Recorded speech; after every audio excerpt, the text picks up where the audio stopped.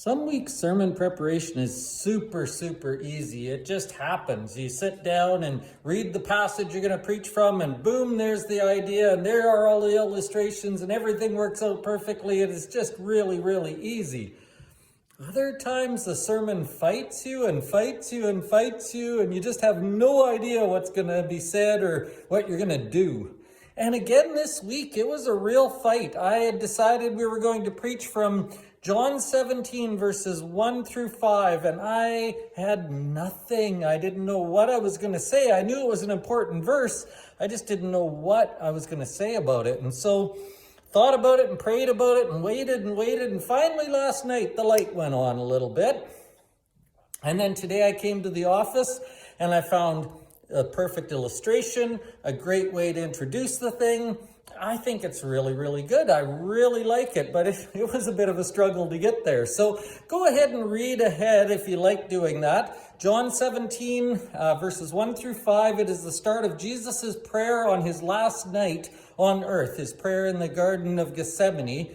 And later in the prayer, he prays for his disciples and he prays for those who are to come later. But at the start, he prays about what he had accomplished.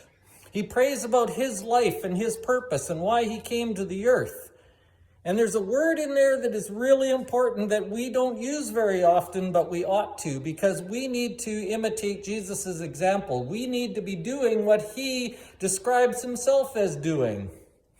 Therefore, the sermon is going to be called Seeing Clearly, Finding Your Purpose. Lots of people are going to tell you that the purpose of your life is to do this, that, or something else. We're going to find out what Jesus said the purpose of life is, and then how we can do something about that. So that's going to be the sermon. As I said, it was a bit of a struggle, but I really think it's important. I really think it's going to be useful. It's helped me this week, so come on out, especially if you're confused about your life a little bit, especially if you're waiting for something to happen that hasn't happened yet. Jesus has some things to say about that sort of stuff. So that's where we'll be on Sunday. Really looking forward to Sunday again. There were lots of people here last week. That was really nice. Singing was better when there's more people, and it was just nice fellowship. It was good to be outside visiting because it was warmer, and it looks like it'll be like that this weekend too. So if you're able to be with us, we sure look forward to seeing you. Invite somebody else too. This is a new time. People are open to doing new things. They're looking for something meaningful, and this might be just the time when that person you thought, I should invite them to church. Maybe they would say yes this week. You never know unless you ask, so why not try asking them? Again, we're still under the protocols for a couple more weeks, so masks and social distancing and all that stuff is required. Please help us out with that. But I'm really looking forward to it. We've got something good to share from the Word of God this week.